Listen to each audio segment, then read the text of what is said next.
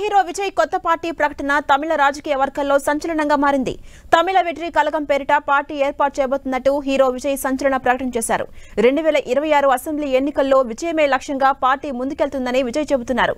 అయితే స్టాలిన్ నేతృత్వంలో డీఎంకే సర్కార్ తమిళనాడులో కొనసాగుతోంది. విపక్ష అన్నా డీఎంకే కూడా కాస్త బలంగానే ఉంది.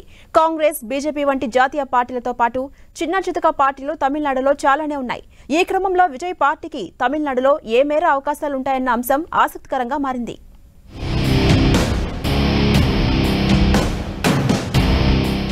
హీరోలు పార్టీలు పెట్టి రాజకీయాల్లోకి రావడం కొత్తేమీ కాదు. దక్షిణాది రాష్ట్రాల్లో ఇది మరీ ఎక్కువ. అన్నాదురై శిష్యులుగా సినిమా రంగం నుంచి రాజకీయాల్లోకి వచ్చిన ఎంజీఆర్, కరుణానిధి సీఎంలు అయ్యారు. సొంతంగా పార్టీ పెట్టి ఎంజీఆర్ విజయం సాధించారు. ప్రజారాజ్యం పార్టీ పెట్టిన చిరంజీవి లాంటి వాళ్లు అధికారం దక్కించుకోలేకపోయారు. హీరో పవన్ కళ్యాణ్ జనసేన పార్టీ పెట్టి అధికారం కోసం శ్రమిస్తున్నారు. ఎన్టీఆర్ తర్వాత చాలా మంది హీరోలు రాజకీయాల్లో తమ అదృష్టం పరీక్షించుకునేందుకు ప్రయత్నాలు చేస్తూనే ఉన్నారు.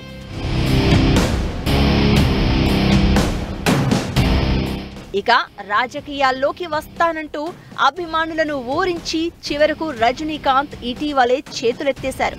పార్టీ పేరులో ద్రవిడ అని లేకుండా పార్టీ ఏర్పరచడం అంటే విజయ్ పెద్ద సాహసమే చేసినట్టు చెప్పుకోవచ్చు.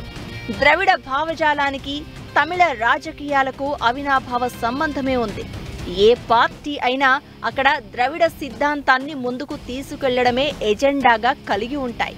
మరి విజయ్ కూడా ద్రవిడ మార్గాన్ని ఎంచుకుంటారా లేక వేరే మార్గాలను అనుసరిస్తారా అనేది వేచి చూడాలి.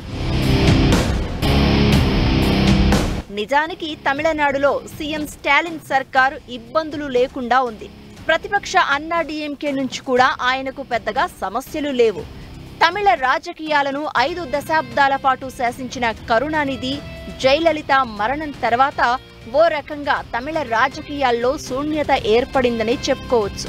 వారంతా కాకపోయినా చెప్పుకోదగ్గ నేతగా తమిళులకు ఒక స్టాలిన్ మాత్రమే కనిపిస్తున్నారు. ఈ కారణంగానే తమిళనాడు అసెంబ్లీ ఎన్నికల్లో స్టాలిన్ పార్టీకే ప్రజలు పట్టం కట్టారు. ప్రస్తుతానికైతే సీఎం స్టాలిన్ చాలా కూల్గా ప్రభుత్వాన్ని, పార్టీని బ్యాలెన్స్ చేస్తున్నారు. అన్నా డీఎంకేలోని విభేదాలు, పార్టీపై పట్టు కోసం పన్నీరు సెల్వం, పళనిస్వామి, శశికళ వర్గాలు పోటీ పడడం వంటి పరిణామాలు స్టాలిన్కు అనుకూలంగా మారాయి.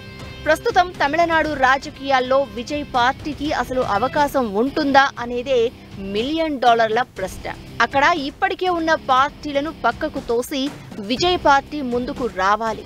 ఒక సినీ గ్లామర్తోనే సీఎం అయ్యే రోజులు ఇప్పుడు లేవు. ప్రస్తుతం విజయ్ ముందు అనేక సవాళ్లు ఉన్నాయి. వాటన్నింటినీ అధిగమించి తన లక్ష్యాన్ని ఎలా చేరుకుంటారు అనేదే తమిళనాట ఉత్పన్నమవుతున్న ప్రశ్న.